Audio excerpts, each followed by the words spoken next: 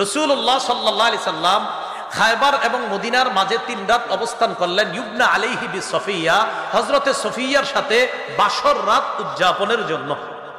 এখন বাসর রাত উদযাপনের পর অলিমা, বর্তমানে তো অলিমা হয় না, বর্তমানে বরযাত্রী হয়। কি হয়? বরযাত্রী। কথাটাই তো সুন্নাহের গেলা। বরযাত্রী আবার কি হবে? কন্যা যাত্রী। কি যাত্রী হয়? মানে বরযাত্রী মানে ছেলের সাথে মেয়ের বাড়িতে যাবে, বাপের বাড়িতে 300 জন খাইতে, মেয়ের বাপ আপনার ঋণ টিন কইরা 3টা গরু শোয়। শরমের তো কথা নিয়া যাবে কন্যা যাত্রী, ছেলের বাড়িতে গিয়ে অলিমা খাবে। টোটাল উল্টা হয়ে গেছে। রেস্টুরেন্টে দেখার মাধ্যমে শুরু হয়, গায়ে হলুদের মাধ্যমে গুনাহটা বাড়ে, বিয়ের দিন হাজার গুনাহের মাধ্যমে এই পবিত্রতা সম্পর্কটার সূচনা হয়। কিছুদিন পরে শুনে যায় স্বামী স্ত্রীর মধ্যে সম্পর্ক ভালো চলছে না। গজবের সূচনা তো আপনারাই করে দেন। বরযাত্রী না কন্যা যাত্রী? মুসনাদে আহমদের একটা হাদিস শুনি আমরা, 5 নম্বর খণ্ড 424 নম্বর পৃষ্ঠা। রাসূলুল্লাহ সাল্লাল্লাহু আলাইহি সাল্লাম বলেন, তোমরা যখন কোন নারীকে বিয়ের প্রস্তাব দাও, ওই যে সেই কথাটা, ইযা খাতাবা আহাদুকুম ইমরাআতান ফালা জুনাহা আলাইহি আইয়ানজুরা ইলাইহা, তোমাদের কেউ যখন কোনো মেয়েকে বিয়ের প্রস্তাব দেয়, ওই ছেলের জন্য এই মেয়েটাকে দেখা কোনো গুনাহ না। আবার বলছি, তোমাদের কেউ যখন কোনো মেয়েকে বিয়ের প্রস্তাব দেয়, তখন এই মেয়েটাকে দেখা ছেলেটার জন্য গুনাহ না। আবার বলছি, বিয়ের প্রস্তাব দিলে দেখা গুনাহ না, তাহলে বিয়ের প্রস্তাব ছাড়া দেখা গুনাহ। প্রস্তাব দিছো বলেই তো মেয়ের মা বাবা ফোন দিবে যে আপনারা আসতে পারেন, যে দেখতে পারেন। তো রাসূল বলছেন, প্রস্তাবকৃতা মেয়েটাকে শুধু দেখতে পারবা সময়ের জন্য, ক্ষণিকের জন্য, তাকে দেখা তোমার জন্য বৈধ করা হয়েছে। এর মানে প্রস্তাব দিয়েছো বলে, তার বাবা ফোন দিয়েছে বলে তুমি তাকে দেখতে গিয়েছো, তাই তোমার দেখা সেদিন গুনাহ হবে না, সেটা বৈধ। তো বলেন, প্রস্তাব ছাড়া এমনি এখানে সেখানে চিপায় চুপায় দেখা গুনাহ। আল্লাহ বুঝার খারাপ ভাবে নিয়ে না, মানে রাস্তায় গলিতে গলিতে গলিতে আর কি, এটা বুঝাইছি আমি না। নাউজুবিল্লাহ। আচ্ছা ঠিক আছে, চিপা চুপা শব্দটা সুন্দর হয় নাই, ঠিক আছে, গলিতে গলিতে, হ্যাঁ না ঠিক আছে। কেমিস্ট্রি, ফিজিক্স, এ তো রসায়ন বিদ্যা আর পদার্থ বিদ্যা। আচ্ছা, রসায়ন বিদ্যার কাজ কি? সকল বস্তুর অংশ ও উপাদানের কার্যকারিতা সম্পর্কে জ্ঞান লাভ করা, উপলব্ধি লাভ করা। ফিজিক্সের কাজ কি? কোন বস্তুর কার্যকর শক্তির সুশৃঙ্খল অধ্যয়ন করা। এটা ফিজিক্সে আপনারা এটা করেন। যাই হোক, তো রসায়ন যেটা কেমিস্ট্রির কাজ কারবার, এই রসায়ন বিদ্যা, এটা নিয়ে যদি আমরা গবেষণা করেন, এখন ছাত্রদেরকে আপনি পড়াইতেছেন বসে বসে রসায়ন বিদ্যা, কথার কথা। এখন রসায়ন বিদ্যা পড়াচ্ছেন, আর সামনে একদল পর্দানিসীন মেয়ে বসা, আর বললেন, শোনো, আমি তোমাদের বাবার মতো, তোমরা আমার মেয়ের মতো, তোমাদের মুখ ঢাকতে হবে না। আর আমি পড়াচ্ছি কি কথার কথা? রসায়ন বিজ্ঞান। রসায়ন বিজ্ঞান বলছে, নারীদের মধ্যে সৃষ্টিগতভাবে আল্লাহ একটা অ্যাসিড দিয়েছে বা অম্ল দিয়েছেন, পুরুষদের মধ্যে আল্লাহ জন্মগতভাবে একটা অ্যালকালি দিয়েছে তাদের মধ্যে। নারীদের এই অ্যাসিডিকের কারণে, অম্লের কারণে তারা টকের প্রতি বেশি আসক্ত হয়। পুরুষদের মধ্যে ওই অ্যালকালি বেশি থাকার কারণে তারা মিষ্টির প্রতি বেশি আসক্ত হয়। রসায়ন বিদ্যা প্রমাণ করে নারীর ওই অ্যাসিড আর পুরুষের অ্যালকালি উভয়ের প্রতি আকর্ষণ সৃষ্টি হয়। এটা রসায়ন বিদ্যায় শিক্ষা দিচ্ছে। আর এটা আপনি নিয়ে বলতেছেন, তোমরা আমার মেয়ের মতো, আমি তোমার বাবার মতো। আর বিদ্যা বলছে, না, সে তোমার মেয়ে না, তুমি তার বাবা না, তার প্রতি তোমার আকর্ষণ আছে এবং তার অন্তরেও তোমার প্রতি আকর্ষণ হতে পারে। অতএব পর্দা করা ফরজ। আপনি পড়াচ্ছেন রসায়ন বিদ্যা, সেটা আপনাকে বলছে দুইজনের আলাদা আকর্ষণ আছে। তো আপনি আকর্ষণ আছে, এটা তো আপনার বিদ্যা আপনাকে বলে দিচ্ছে। এখন কোরআন বললাম না রসায়ন বিদ্যার কথা, এটা বিদ্যা বলে দিচ্ছে। হ্যাঁ, এবার কোরআনে রসায়ন বিদ্যার কথা আছে কিনা, এটা হলো কথা। সূরা ইউনূসের 101 নম্বর আয়াতে আল্লাহ বলেন, উনজুরু মা ফিস সামাওয়াতি ওয়াল আরদ, আসমান জমিনের মধ্যে কি রহস্য নিহিত আছে, এগুলা নিয়ে তোমরা গবেষণা করো। এটা আল্লাহ পাক রব্বুল আলামিন বলে দিয়েছেন। আলোচনাগুলা এতটুকু বুঝে থাকলে আপনারা বলেন, কোরআন সুন্নাহ শুধু পর্দা করতে বলে? কোরআন সুন্নাহ কি শুধু বলছে যে নারী পুরুষের প্রতি আলাদা আকর্ষণ আছে, আর পুরুষের প্রতি নারীর আকর্ষণ, এটা কোরআন সুন্নাহ শুধু বলছে, না আপনার বিজ্ঞানও বলছে? এটা বুঝে থাকলে আমাদের এই কথা স্পষ্ট হয়ে গেল যে দুই জাতি, এক দল আরেক দলের প্রতি আকর্ষণ সৃষ্টি হওয়া, এটা জন্মগতভাবে, এটা স্বভাবগতভাবে। অতএব এই বিষয়টা আমরা সকলে মেনে নিব। আমরা ইসলাম ধর্ম যারা বিশেষ করে পালন করি, চাই আমি মাদ্রাসায় পড়ি, স্কুল কলেজ ইউনিভার্সিটি যেখানে পড়ি, অন্তত এটা স্বীকার করব এক শ্রেণীর প্রতি আরেক শ্রেণীর আকর্ষণ যেহেতু আছে, এই জন্য উভয় শ্রেণীকে আল্লাহ পর্দার বিধান দিয়েছেন। সুবহানাল্লাহ। এখন কোরআন কি বলে দেখি আমরা। সূরা আহজাবের 36 নম্বর আয়াতে আল্লাহ বলেন, ওয়ামা কানা লিমুমিনিন ওয়ালা মুমিনাতিন ইযা কাদাল্লাহু ওয়া রাসূলুহু আমরান আইয়াকুনা লাহুমুল খিয়ারাতু মিন আমরিহিম। কোন মুমিন পুরুষ আর কোন মুমিনা নারীর জন্য উচিত না আল্লাহ আর তার রাসূল কোন সিদ্ধান্ত দেওয়ার পর তাদের এটা গ্রহণ করা না করার ইচ্ছাধিকার থাকাটা উচিত না। আবার বলছি, আল্লাহ সিদ্ধান্ত দিছে, নবী দিছে, কোন মুমিন নারী পুরুষের জন্য এই স্বাধীনতা নাই আমি এটা গ্রহণ করতেও পারি নাও পারি না। মুমিন নারী পুরুষ আল্লাহ আর তার নবীর সিদ্ধান্ত গ্রহণ করতেই হবে। ইচ্ছাধিকার নেই যে আমার ইচ্ছা আমি কি করব না করব না। না, যদি বলেন আমি ইমানদার, যদি বলেন আমি ইমানদার পুরুষ, আমি ইমানদার নারী, আল্লাহ বলছেন তাহলে তুমি এই অধিকার নাই আমি ফয়সালা দিয়েছি, আমার নবী সিদ্ধান্ত দিয়েছে, আর তুমি বলবা আমি গ্রহণ করতেও পারি নাও করতে পারি। আল্লাহ কয় না, এই স্বাধীনতা নাই। আমার সিদ্ধান্ত আর আমার হাবিবের সিদ্ধান্ত যদি ইমানদার হও তোমাকে মেনে নিতে হবে। এটা বললেন, এটা সূরা আহজাবের 36।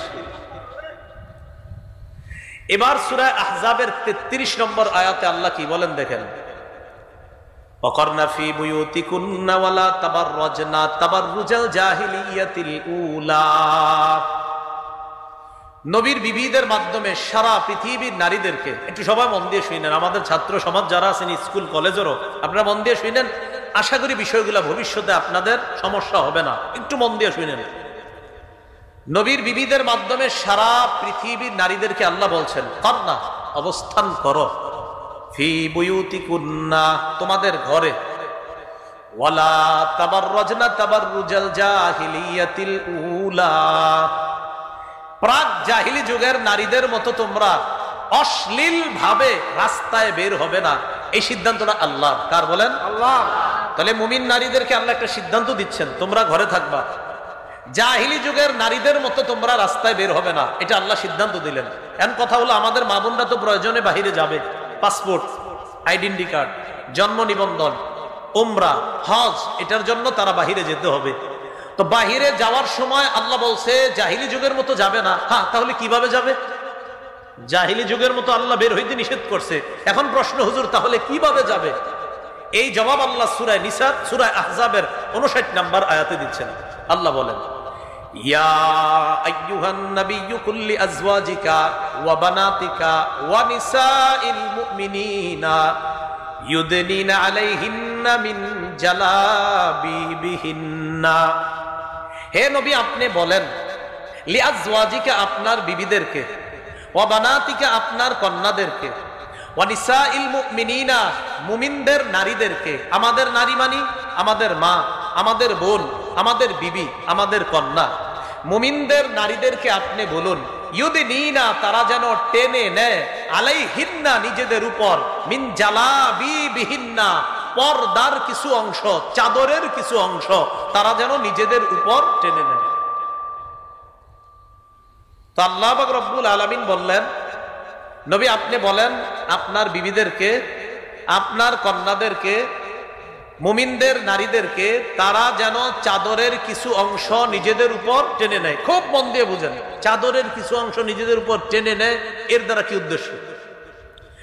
আব্দুল্লাহ ইবনে আব্বাস রাদিয়াল্লাহু তাআলা আনহুমা বলেন, আমার আল্লাহু নিসাআল মুমিনিনা ইযা খারাজনা মিন বুয়ুতিহিন্না ফি হাজা আই ইউগাত্তিনা উজুহাহুন্না মিন ফাওকি রুউসিহিন্না বিল জালাবিব।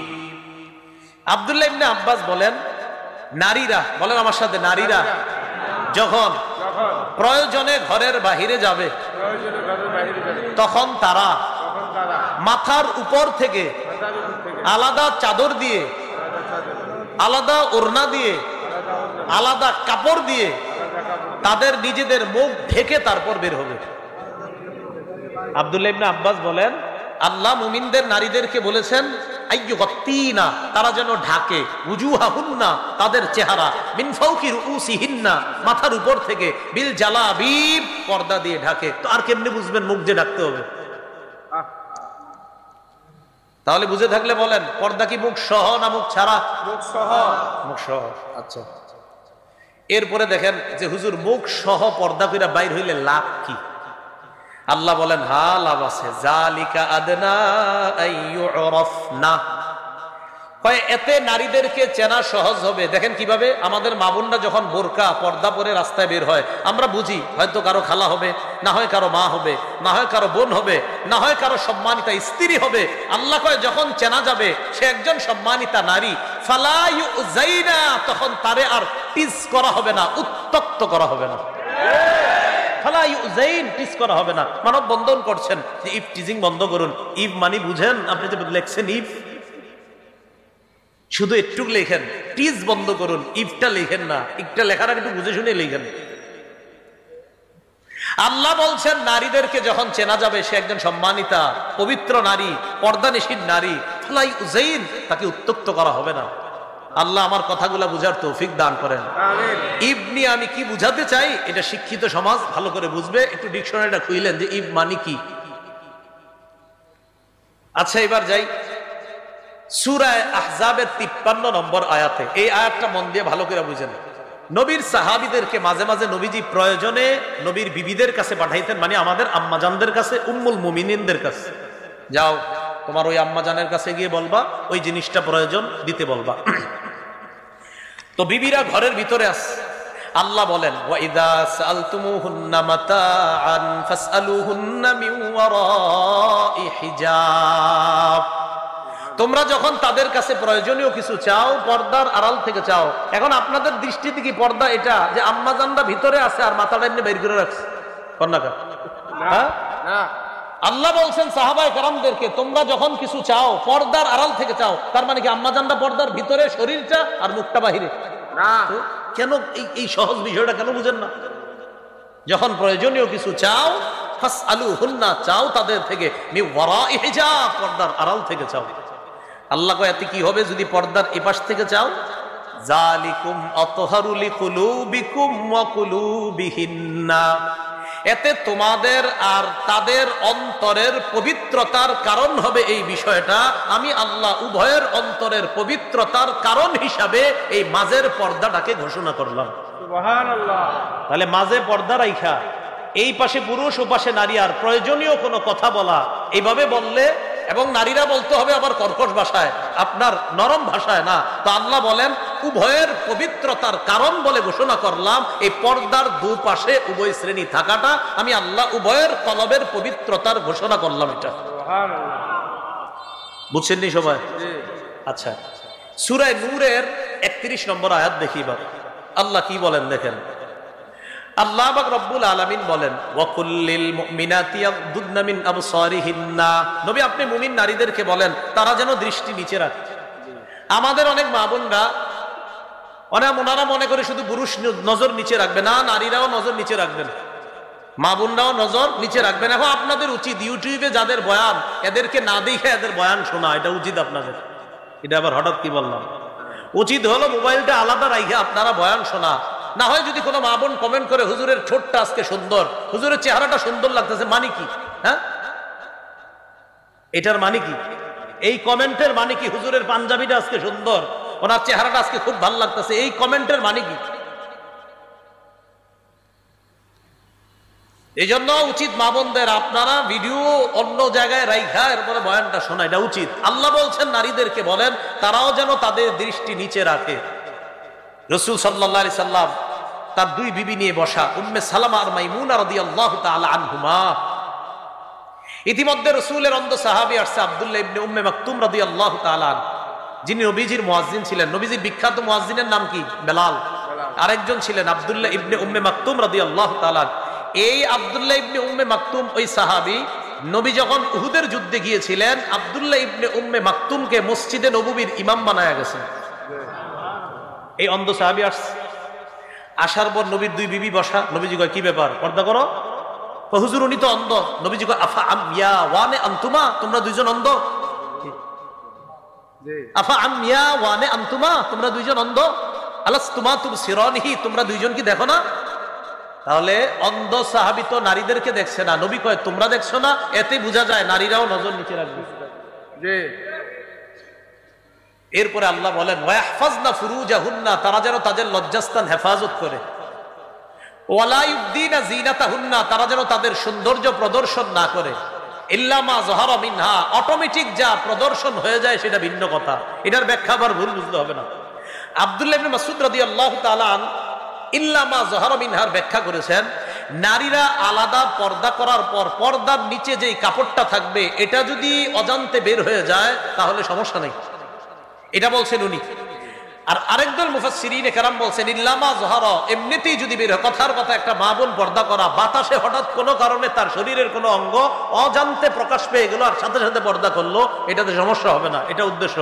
অনেকে এটা তারা ডাইরেক্ট বলতে চায়, না চেহারা খোলা রাখা যাবে। চেহারা খোলা রাখলে ছেলে বিয়ে করাইতে গেলে আমার মায়ের চেহারা দেখেন কেন? আর হ্যাঁ, চাই স্টলের কোনায় দেখাই দিবেন, এই মায়াটা পছন্দ হইলে কও বিয়ে করাই দিই, শেষ। আলাদা বাড়িতে যান কেন? কি ঠিক হাদিস আসতেছে, এটাই যে সঠিক, এটাও আসবে। মুসনাদে আহমদের হাদিস আসবে 5 নম্বর খন্ড 424 নম্বর পৃষ্ঠা। অপেক্ষা থাকেন, শেষে বলতেছি। রাসূলুল্লাহ সাল্লাল্লাহু আলাইহি সাল্লামের বিবিদেরকেও বললেন নজর নিচে রাখতে। আবার আল্লাহ পাক রব্বুল আলামিন বললেন যা প্রকাশ পায় তা ছাড়া অন্য কোনো সৌন্দর্য প্রকাশ না করা। ইবনে মাসউদ কয় এটার দ্বারা উদ্দেশ্য পর্দার নিচে যে আরেকটা কাপড় থাকে এটা যদি অজান্তে প্রকাশ পায় সমস্যা নাই।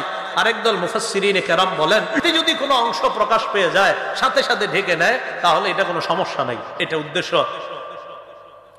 এরপরে আল্লাহ সূরা নূরের 31 নম্বর আয়াতের আরেক অংশে বলেন ওয়ালিয়াদরিবনা বিখুমুরিহিন্না আলা জুয়ুবিহিন্না, অর্থ তারা যেন মাথার ওড়না দিয়ে তাদের গ্রীবা এবং বক্ষ ঢেকে নেয়। তারা যেন মাথার ওড়না দিয়ে তাদের গ্রীবাদেশ বক্ষদেশ ঢেকে নেয়। এই আয়াতের ব্যাখ্যায় আম্মাজান আয়েশা সিদ্দিকা রাদিয়াল্লাহু তাআলা আনহা কি বলেন দেখেন। আচ্ছা, আম্মাজান আয়েশা সিদ্দিকা তিনি একজন কি নারী, তিনি কি ব্যাখ্যা করেন দেখেন। সহিহ বুখারী হাদিস নাম্বার 4758 নম্বর হাদিস। মোট হাদিস সংখ্যা হবে 7563টা। এই হাদিসের মধ্যে আম্মাজান আয়েশা সিদ্দিকা রাদিয়াল্লাহু তাআলা আনহা বলেন ইয়ারহামুল্লাহু নিসাআল মুহাজিরাতিল উয়াল লাম্মা আনজালাল্লাহ ওয়ালিয়াদরিবনা বিখুমুরিহিন্না আলা জুয়ুবিহিন্না শাক্কাকনা মুরুতাহুন্না ফাখতামারনা বিহা। আম্মাজান আয়েশা সিদ্দিকা রাদিয়াল্লাহু তাআলা আনহা বলেন আল্লাহ যখন এই আয়াতটা নাজিল করেছেন নারীরা যেন তাদের মাথার ওড়না দিয়ে তাদের গ্রীবা এবং বক্ষদেশ ঢেকে নেয়, তখন নারীরা নতুন করে আবার পর্দা ব্যবস্থা করতে হবে। তো পর্দা ব্যবস্থা করার আগে নগদ আল্লাহর হুকুম তো পালন করতে হবে, কারণ নগদ তো বাহিরে যাওয়া দরকার। আর নারীরা কি করবে? আম্মাজান বলেন শাক্কাকনা বুরুতাহুন্না, নিজেদের চাদর সাথে সাথে ছিঁড়ে ফেলছে আল্লাহর হুকুম বাস্তবায়ন করার জন্য। ফাখতামারনা বিহা, এই ছেঁড়া অংশ দিয়ে মুখ ঢাইকা আল্লাহর হুকুম পালন করার জন্য নগদ মুখ ঢাইকা এরপরে রাস্তায় বের হয়েছে। এটা হলো ওয়ালিয়াদরিবনা বিখুমুরিহিন্না আলা জুয়ুবিহিন্না। এরপরে আল্লাহ কি বলে দেখেন ওয়ালা ইয়াদরিবনা বিআরজুলিহিন্না লিউলামা মা ইউখফিনা মিন জিনাতিহিন্না, নারীরা যেন তাদের পা সজোরে নিক্ষেপ না করে, যেন তাদের গোপন সৌন্দর্য প্রকাশ পায়। কেউ হাসবেন না আল্লাহর হস্তে, যেন নারীদের কোনো গোপন সৌন্দর্য প্রকাশ না পায়, এজন্য তারা সজোরে পা নিক্ষেপ করবে না। এখন আপনারা যারা স্বামী আছেন, এখানে যারা ভাই আছেন, আপনি যখন আপনার বোনকে নিয়ে, স্বামীরা যখন তাদের স্ত্রীদেরকে নিয়ে বের হন, আপনারা একটা ভুল করেন মাঝে মাঝে। একটু হাইটে গিয়ে রিক্সা উঠবে বা বাসে উঠবে, দৌড়বে, তখন স্ত্রীও পিছনে পিছনে দ্রুত হাঁটে না। আপনার বিবি যেন দ্রুত না হাঁটে, আপনি আস্তে আস্তে হাইটা রিক্সা পর্যন্ত যান, কারণ আপনার গতির কারণে আপনার বিবিও হাঁটার গতি বাড়ায়। আল্লাহ বলছেন তারা যেন তাদের পা সজোরে নিক্ষেপ না করে, এতে তাদের আল্লাহ প্রদত্ত একটা সৌন্দর্য অন্য ছেলেদের চোখে প্রকাশ পেতে পারে, নাউজুবিল্লাহ। এজন্য আল্লাহ বললেন তারা যেন তাদের পা সজোরে নিক্ষেপ না করে। কি কথা বুঝে আসছে? তো এই জন্য খুব সতর্ক থাকবো আমরা যে আমাদের মা বোনদের হাঁটাটাও এটা খুব সতর্কতার সাথে, তাদের হাঁটা যেন দ্রুত না হয়। তাদের হাঁটা দ্রুত হবে। আপনি আর আপনার স্ত্রী আপনাদের বাসার ছাদে রাতের অন্ধকারে হাঁটছেন দুইজনে, কেউ দেখতেছে না, সেটা ভিন্ন কথা। এবার দেখেন, এই আয়াত থেকেও জানলাম মুখ ঢাকা লাগবে 31 নম্বর আয়াত থেকে। এবার আমরা কয়েকটা হাদিস শুনি মন দিয়ে। সহিহ বুখারীর বর্ণনা 4213 নম্বর হাদিস। আশা করি হাদিসটা মন দিয়ে যদি শোনেন সহজে বুঝে আসবে চেহারা ঢাকতে হবে কিনা, কিন্তু শুনতে হবে পুরাটা। নবীজি বিয়ে করছে সফিয়া রাদিয়াল্লাহু তাআলা আনহাকে। হুয়াই ইবনে আখতাবের কন্যা, ইহুদিদের লিডার। কন্যার বাবা যেহেতু নেতা, তো সাহাবীরা, মুরব্বী সাহাবীরা পরামর্শ দিচ্ছে, হুজুর একজন নেতার মেয়ে, তো তিনি যদি কোনো নেতৃস্থানীয় ব্যক্তির অধীনে থাকে ভালো হয়। কি বলতে চাও? হুজুর আমরা বলতে চাই তাকে আপনি বিয়ে করেন। নেতৃস্থানীয় ব্যক্তি আপনি হুজুর, আপনার হচ্ছে নেতৃস্থানীয় পৃথিবীতে আর কে হতে পারে, আর সে একজন নেতার কন্যা, আপনি বিয়ে করলে তার মর্যাদা রক্ষা হবে। সফিয়া রাদিয়াল্লাহু তাআলা আনহাকে নবীজি বিয়ে করলেন। হযরত আনাস রাদিয়াল্লাহু তাআলা আনহুর বর্ণনা, তিনি বলেন, আকামা রাসূলুল্লাহ সাল্লাল্লাহু আলাইহি সাল্লাম বাইনা খায়বার ওয়াল মদিনা সালাসা লায়াল। রাসূলুল্লাহ সাল্লাল্লাহু আলাইহি সাল্লাম খায়বার এবং মদিনার মাঝে 3 রাত অবস্থান করলেন। ইবনা আলাইহি বিসফিয়া, হযরতে সফিয়ার সাথে বাসর রাত উদযাপনের জন্য। এখন বাসর রাত উদযাপনের পর অলিমা, বর্তমানে তো অলিমা হয় না, বর্তমানে বরযাত্রী হয়। কি হয়? বরযাত্রী। কথাটাই তো সুন্নাহের গলা। বরযাত্রী আবার কি হবে? কন্যা যাত্রী। কি যাত্রী হয়? মানে বরযাত্রী মানে ছেলের সাথে মেয়ের বাড়িতে যাবে, বাপের বাড়িতে 300 জন খাইতে, মেয়ের বাপ আপনার ঋণ টিন কইরা 3টা গরু শোয়। শরমের তো কথা নিয়া যাবে কন্যা যাত্রী, ছেলের বাড়িতে গিয়ে অলিমা খাবে। টোটাল উল্টা হয়ে গেছে। রেস্টুরেন্টে দেখার মাধ্যমে শুরু হয়, গায়ে হলুদের মাধ্যমে গুনাহটা বাড়ে, বিয়ের দিন হাজারো গুনাহের মাধ্যমে এই পবিত্রতা সম্পর্কটার সূচনা হয়। কিছুদিন পরে শুনে যায় স্বামী স্ত্রীর মধ্যে সম্পর্ক ভালো চলছে না। গজবের সূচনা তো আপনারাই করে দেন। বরযাত্রী না কন্যা যাত্রী? হ্যাঁ বরযাত্রী। আরে কি আজীব। বিয়ে হবে সুন্নত মোতাবেক, সাদা সিধা বিয়ে শেষ, পরে ছেলের বাড়ির দিকে সব খাইবেন, খালাস। পুরা টোটাল উল্টা। এখন রাসূল সাল্লাল্লাহু আলাইহি সাল্লামের অলিমা আর নবীজির অলিমা খাইতে সাহাবীরা খুব আগ্রহ, যে নবীজির বরকতি অলিমা। সফরের মধ্যে অলিমার আয়োজন করলেন। সফরে তো ভালো খাবার কি আর আয়োজন করবে। হযরত আনাস বলেন, মা কানা ফিহা মিন খুবজিন ওয়ালা লাহমিন, রুটিও ছিল না, গোস্তও ছিল না। অলিমাতে 3টা আইটেম রাখা হয়েছে। সুবহানাল্লাহ। কয়টা? 3টা আইটেম। কি কি? নবীজি বললেন হযরত বেলালকে, আমারও বিলালান বিল আনতাই ফাবুসিতাত ফালকা আলাইহা তামরা ওয়াল আকিতা ওয়াস সামনা। হযরত বেলালকে বললেন দস্তরখান বিছানোর জন্য। হযরত বেলাল দস্তরখান বিছাইলেন। ওই দস্তরখানের উপর খেজুর, ঘি আর পনির রাখা হলো। রাসূলের এই বিয়ের অলিমা যেন সাহাবীরা খেতে পারে, এই 3টা আইটেম দিয়ে হযরত আনাস সব মুসলমানদেরকে রাসূলের অলিমা খাওয়ার জন্য দাওয়াত করলেন। সুবহানাল্লাহ। যে আপনারা আসেন, আস্তে ধীরে আসেন, খেয়ে যান। তো সাহাবীরা সফরের মধ্যে তো আপনার অনেকে বাহনে থাকে, অনেকে হাইটা হাইটা সফর, অনেকে দূরে থাকে, অনেকে কাছে। তো আস্তে আস্তে যারা আসতেছে অলিমা খাইতে, একজন আরেকজনকে কয়, আচ্ছা এই যে হযরত সুফিয়া রাদিয়াল্লাহু তাআলা আনহা, তিনি কি ইহদা উম্মাহাতিল মুমিনিন আও মিম্মা মালাকাত ইয়ামিনু, আচ্ছা তিনি কি আমাদের মা হবেন না তিনি কোনো দাসী? যেটা অনেক দূরে দূরে সাহাবীরা বলতে বলতে কয় আসলে দুইটা একটা ভাবনার বিষয়, তিনি কি আমাদের মা, মুমিনদের মা হবেন নাকি দাসী হবে? এখন সাহাবারা জবাব দেয়, কয় শোনো, ইন হাজাবাহা, নবী যদি সফিয়াকে পর্দার আড়ালে রাখে তাহলে বুঝবো ফাহিয়া মিন ইহদা উম্মাহাতিল মুমিনিন, তিনিও অন্যান্য মাদের মতো আমাদের মুমিনদের একজন মা, নবীজির একজন সম্মানিতা বিবি। সুবহানাল্লাহ। কোথায় রাখলে? পর্দায়। কোথায় রাখলে? পর্দায়। সাহাবীরাই বলতেছে ওয়া ইল্লাম ইয়াহজুবহা, যদি পর্দায় না রাখে তাহলে বুঝবো ফামিম্মা মালাকাত ইয়ামিনু, দাসী। ওই যুগে দাসীদের মুখ ঢাকা লাগতো না, তাহলে বুঝেন দাসীদের মুখ ঢাকা লাগতো না, তাই সাহাবীরা বলতেছেন যদি পর্দায় না রাখে তাহলে বুঝবো দাসী। আর মুখ ঢাকবো কাদের? সম্মানিতা বিবিদের। যদি নবীজি তাকে পর্দার আড়ালে রাখে তাহলে বুঝবো মুমিনদের, আমাদের নতুন মা, নবীজির সম্মানিতা বিবি তিনি। এখান থেকে আপনারা কি বুঝতেছেন? নবীজি তার বিবিরে পর্দার ভিতরে শুধু শরীরটা রাখবে আর চেহারাটা খোলা? এবার নবীজি মদিনায় রওনা করলেন। ফালাম্মার তাহালা, মদিনায় রওনা করলেন। ওয়াত্তা লাহা খালফা। বুখারীর আরেকটা বর্ণনা আছে 5085 নম্বর হাদিস, সেখানে আছে ওয়াত্তা। আরেকটা বর্ণনা আছে ওয়াত্তা, এখানে একটা আছে আপনার বিল হামজা আর একটা বিলা হামজা। যেখানে বিল হামজা সেখানে ওয়াত্তা, আরেক যায় ওয়াত্তা, দুইটা বর্ণনা। তো এখানে আপনার 4213 নম্বরে আছে ওয়াত্তা লাহা, আর 5085-তে আছে ওয়াত্তা লাহা খালফা। নবীজি সফিয়াকে তার বাহনের পিছনে বসাইলেন। বসানোর পর যেটা বলেন দেখেন, ওয়ামাদ্দাল হিজাব, পর্দা টেনে রাসূল সাল্লাল্লাহু আলাইহি সাল্লাম তার বিবিকে পর্দার আড়ালে বসিয়ে মদিনায় রওনা করলেন। সুবহানাল্লাহ। সাহাবীরা বুঝলেন তিনি আমাদের মা। সুবহানাল্লাহ।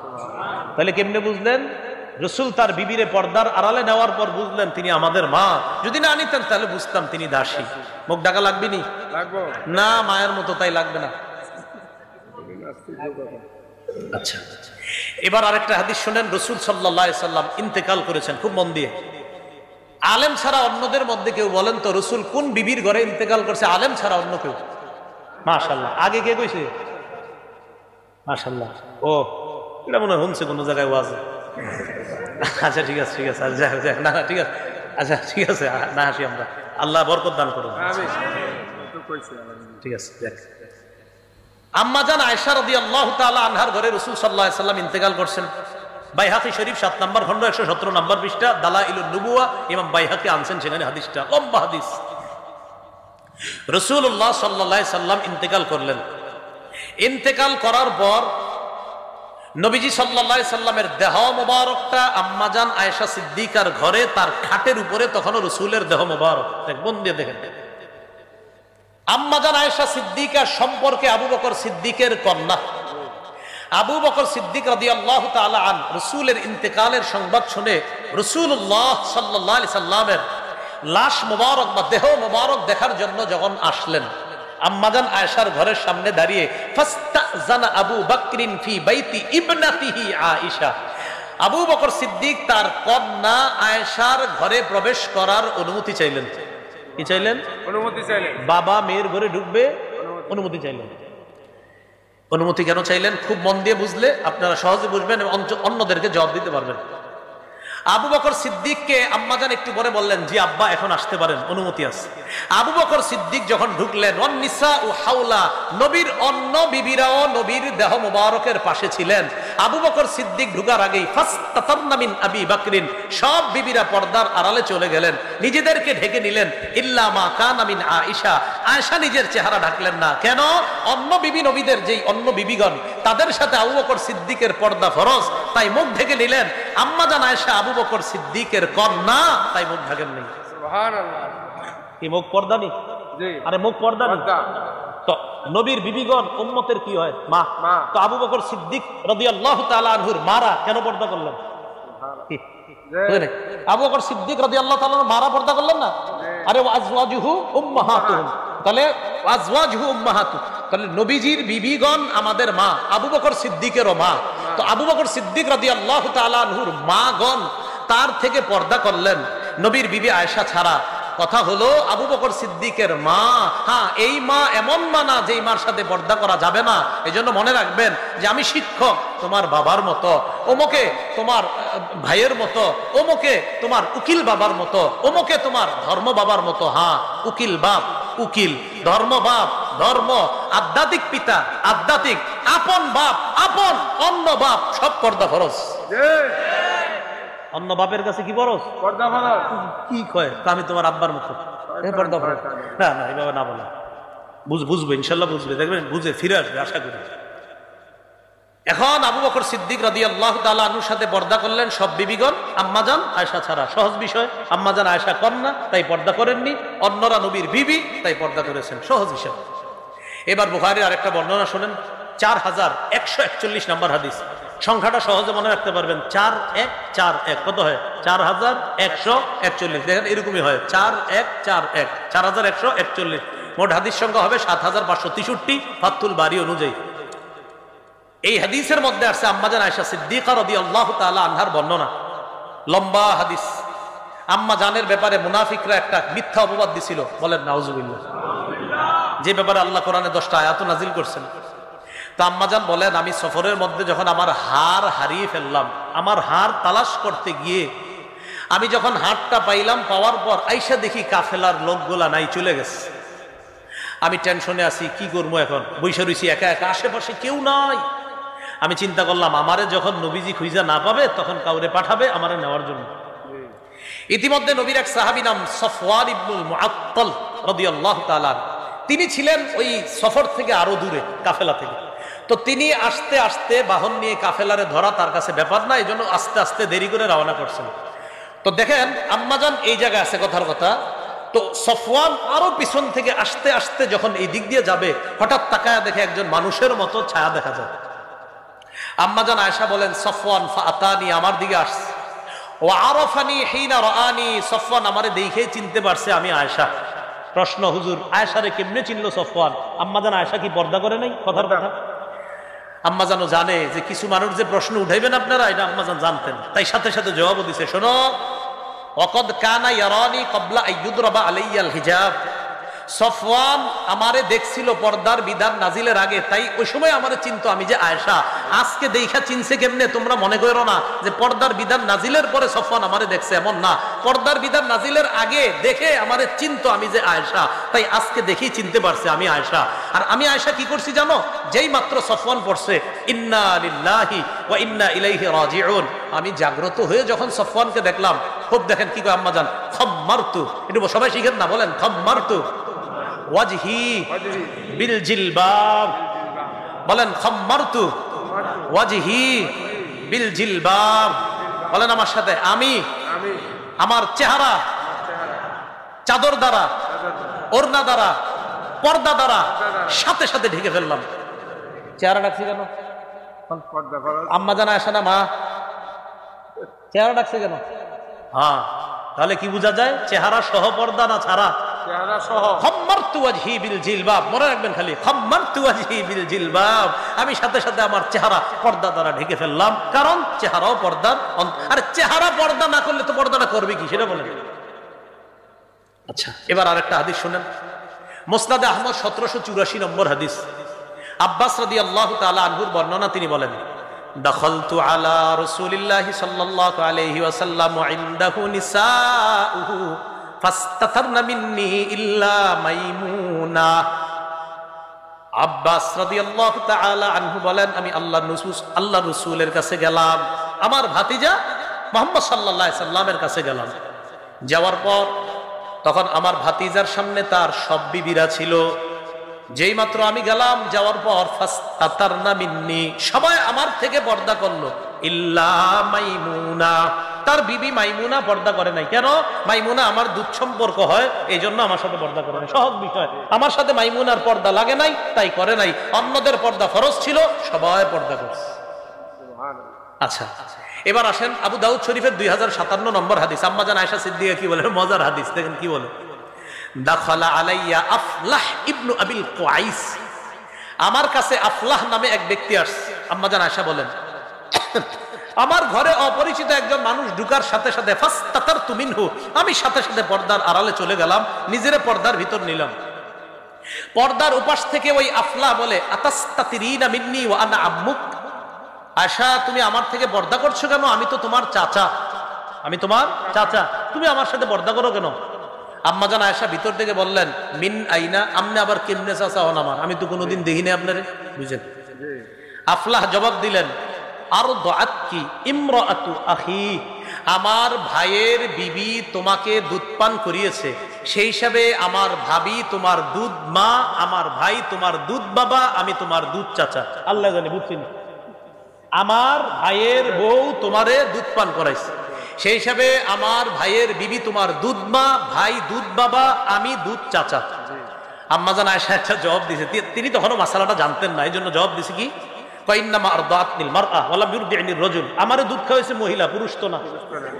আম্মাজান এটা বললেন। ফাদাখালা আলাইয়া রাসূলুল্লাহ সাল্লাল্লাহু আলাইহি সাল্লাম, ইতিমধ্যে রাসূল সাল্লাল্লাহু আলাইহি সাল্লাম ঘরে আসছে। আসার পরে ফাহাদ্দাসতুহু, আমি নবীজির পুরো বিষয়টা বললাম, হুজুর এক লোক আয়েশা কয় নাকি আমার চাচা, আমি পর্দা করব না সাথে।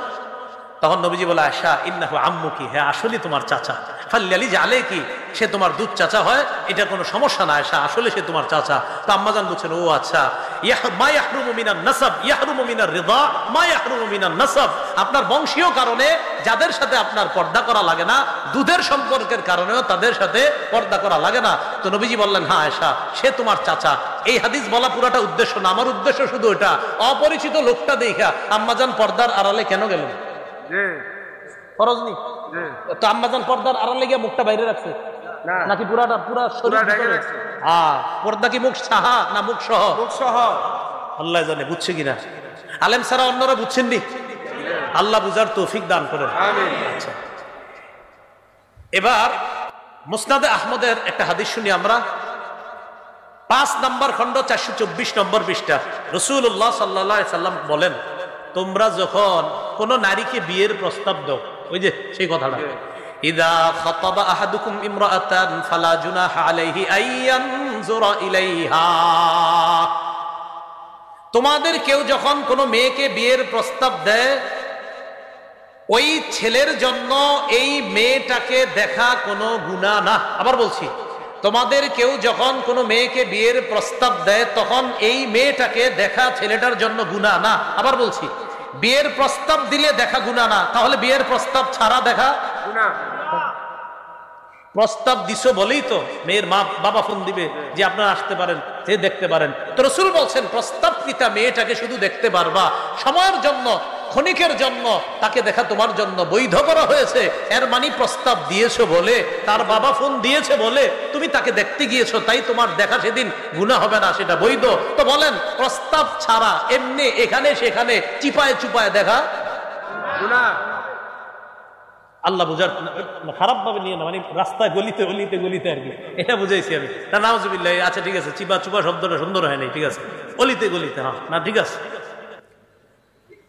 এখন আরেকটা হাদিস শুনি আমরা, সহিহ বুখারীর বর্ণনা, 4328 নম্বর হাদিস। এই হাদিসটাও মন দিয়ে শুনবেন, হাদিসের সামান্য অংশে আমাদের মূল দলিল আসবে, কিন্তু হাদিসটা বড় চমৎকার, মন দিয়ে শুনবেন। আমার নবীর সব কথাই চমৎকার। এই হাদিসের মধ্যে আসছে আবু মুসা রাদিয়াল্লাহু তাআলা আনহুর বর্ণনা। তিনি বলেন, কুনতু ইনদা নবী সাল্লাল্লাহু আলাইহি সাল্লাম বিল জিআরানা, একটা স্থান আছে, জায়গার নাম জিআরানা, এই জায়গায় ছিলাম নবীর সাথে। ওয়া মাহু বেলাল, নবীজির সাথে হযরত বেলালও ছিলেন। তো রাসূলুল্লাহ সাল্লাল্লাহু আলাইহি সাল্লামের কাছে এক গ্রাম্য ব্যক্তি আসছে, আতান নবী সাল্লাল্লাহু আলাইহি সাল্লাম আরাবিয়ুন, এক গ্রাম্য ব্যক্তি আসছে। আসার পর নবীজি সাল্লাল্লাহু আলাইহি সাল্লামকে বললেন, আলা তুনজিজুলি মা ওয়া'আদতানি, হুজুর আপনি আমারে যে ওয়াদা করেছেন সেটা কি পুরা করবেন না? নবীজি বললেন, আবশির, সুসংবাদ গ্রহণ করো। তো গ্রাম্য ব্যক্তি কয়, কদ আকসারতা আলাইয়া মিন আবশির, আপনি খালি সুসংবাদ গ্রহণ করো খুব বেশি বলছেন, শোন, খালি কয় সুসংবাদ গ্রহণ করো, কিন্তু সুসংবাদটা কি এটা তো বলেন না। তো রাসূল সাল্লাল্লাহু আলাইহি সাল্লাম একটু রাগ হয়ে গেছেন তার এই কথা শুই না। ফাআকবালা আলা আবি মুসা ওয়া বিলালিন কাহাইআতিল গদবান, নবী একটু রাগান্বিত হয়ে হযরত আবু মুসা আর বেলালের দিকে মুখ করে বললেন, এই শোনো বেলাল আর আবু মুসা, রদ্দাল বুশরা, ওরে সুসংবাদ দিয়েছিলাম, ও প্রত্যাখ্যান করছে। ফাকবালা, তোমরা দুইজন গ্রহণ করো। ওরে দিছি, ও নেয় নাই, তোমরা দুইজন নাও। সাহাবী দুইজন খুশিতে কয়, কি দিবেন সেটা জানা দরকার নাই, কবিল না, গ্রহণ করে নিলাম। ফাদা বিকাদাহিন, একটা পানির পাত্র আনলেন। আনার পর ফাগসালা ইয়াদাইহি ওয়া ওয়াজহা, নবীজি সাল্লাল্লাহু আলাইহি সাল্লাম হাত মুবারক, চেহারা মুবারক ধৌত করলেন। ওয়া মাজ্জা, কুলি করলেন। কুলি করার পর আবু মুসা আর বেলালকে বললেন, ইশরাবা, আমি যে পানি থেকে কুলি করলাম, পানি দিয়ে হাত ধুইলাম, মুখ ধুইলাম, অতিরিক্ত পানি আছে না বেলাল আর আবু মুসা? জি হুজুর আছে। ইশরাবা, তোমরা দুইজনেই পানি পান করো। সুবহানাল্লাহ। আমরা পর্দার বিধানের কথা বলতেছি না, কই পর্দার কথা, মন দিয়ে না শুনলে কিন্তু বুঝবেন না। হ্যাঁ, মন দিয়ে শুনেন। আবু মুসা আর বেলালকে বললেন, পানি খাও। ফাআফরিগা আলা বুজুহিকুমা ওয়া নুহুরিকুমা, এরপর চেহারা আর বুকের মধ্যে পানি ছিটায় দিবা। সুবহানাল্লাহ। স্বপ্নেও যদি এরকম নবীজি ছিটায় দিত আমারে আপনারে, হয়ে যেত। এখন দেখেন আবু মুসা আর বেলাল তাই করলেন যা নবী বললেন। ফানাদাতহু উম্মু সালমা মিন ওয়ারাইস সিত, পর্দার আড়াল থেকে হঠাৎ উম্মে সালমা রাদিয়াল্লাহু তাআলা আনহা ডাক দিছে। কোত্থেকে? পর্দার আড়াল। বলেন কোত্থেকে? ডাক দিয়ে কয়, বেলাল, আবু মুসা, আফজিলা লি উম্মিকুমা, নবীর বরকতটা তোমরা দুইজনেই শুধু খায়ো না, তোমাদের এই মায়ের জন্য রাইখা দিও। সুবহানাল্লাহ। এটা বলা আমার পুরোটা উদ্দেশ্য না। আমার উদ্দেশ্য হলো সন্তানের মতো দুই সাহাবীকে নবীর বিবি মায়ের মতো আম্মাজান উম্মে সালমা ডাক দিছে পর্দার বাহির থেকে না আড়াল থেকে? চেহারা পর্দা করা লাগবে নি? লাগবে। আর কেমনি বুঝাবো? আচ্ছা, এবার আরেকটা হাদিস শুনুন, আবু দাউদ শরীফের। উম্মে খাল্লাদ রাসূলুল্লাহ সাল্লাল্লাহু আলাইহি সাল্লামের কাছে আসছে। আসার পর নবীজিকে তার সন্তানের ব্যাপারে বলতেছে, হুজুর আমার সন্তান নিহত হয়েছে, তার ব্যাপারে জানতে আসছি। ওয়াহিয়া মুনতাকিবা, তার মুখের মধ্যে নেকাব লাগানো। সাহাবীরা কয়, তুমি এই মুহূর্তেও নেকাব লাগাইছো? তোমার সেন্স ঠিক আছে, মাথা ঠিক আছে? তাসআলিনা আন ইবনিকি ওয়া আনতি মুনতাকিবা, তুমি সন্তানের ব্যাপারে জিজ্ঞাসা করছো, তোমার সন্তান নিহত হয়েছে আর তোমার মুখে নেকাব, এখনো ঠিক আছো তুমি? নারী কি জবাব দেয় দেখেন, কয় সন্তানের উপর বিপদ এসেছে, সন্তান নিহত হয়েছে, আমার লজ্জা, আমার হায়া, আমার অশ্লীলতা এই পরিমাণ হয় নাই, আমি এত পরিমাণ বেহা হই নাই, আমি এত পরিমাণ নির্লজ্জ হই নাই যে আমার সেন্স ঠিক থাকবে না, আমার মুখে নেকাব থাকবে না। বিপদ আসছে সন্তানের উপর, আমার হায়ার উপরে তো কোনো বিপদ আসে নাই। বিপদ সন্তানের উপর আসছে, আমার লজ্জা, আমার হায়ার উপরে তো কোনো বিপদ আসে নাই, আমি চেহারা খুলবো কেন? আর আমাদের এই যুগে সন্তান মারা গেলে আজরাইল আমার ছেলেটারে দেখছে আর কাউরে দেখে নাই, নাউজুবিল্লাহ। হারাম, এটা স্পষ্ট হারাম। আল্লাহ কথাগুলা বোঝার তৌফিক দান করেন। শেষ কথা বলেন, চেহারা ঢাকা লাগবে কিনা? পুরুষ নারীর চেহারার দিকে তাকাইলে আকর্ষণ হতে পারে কিনা? এটা কি কোরআন সুন্নাহ শুধু বলছে না বিজ্ঞানও বলে? আল্লাহ আমাদের সকলকে আজকে যে কথাগুলা বললাম শুনলাম, চেহারা পর্দার অন্তর্ভুক্ত। ও আরেকটা কথা আপনাদেরকে বলি, আপনাদের যাদের বিবি আছে, কন্যা আছে, এখনো যারা চেহারা ঢাকে না, তাদেরকে বলবেন চেহারা ঢাকার চেষ্টা করো, কিন্তু স্বীকার করো যে চেহারা ঢাকতে হবে। এটা বলবা না ঢাকলে কি হবে, এরকম না বলা, স্বীকার করান, হ্যাঁ ঢাকা উচিত, আমি এখনো ঢাকতে পারতেছি না, ইনশাল্লাহ ঢাকবো, এই স্বীকার করান। কিন্তু এরকম না বলা, আমি ঢাকবো না, আমার মন চাইছে না। ঢাকতে হবে, পর্দা ফরজ বিধান, মুখ ঢাকা এটা ফরজ বিধান। আল্লাহ আমাদেরকে বুঝার তৌফিক দান করেন। সুবহানাল্লাহি ওয়া বিহামদিহি, সুবহানাকাল্লাহুম্মা ওয়া বিহামদিকা, আশহাদু আল্লা ইলাহা ইল্লা আনতা, আস্তাগফিরুকা ওয়া আতুবু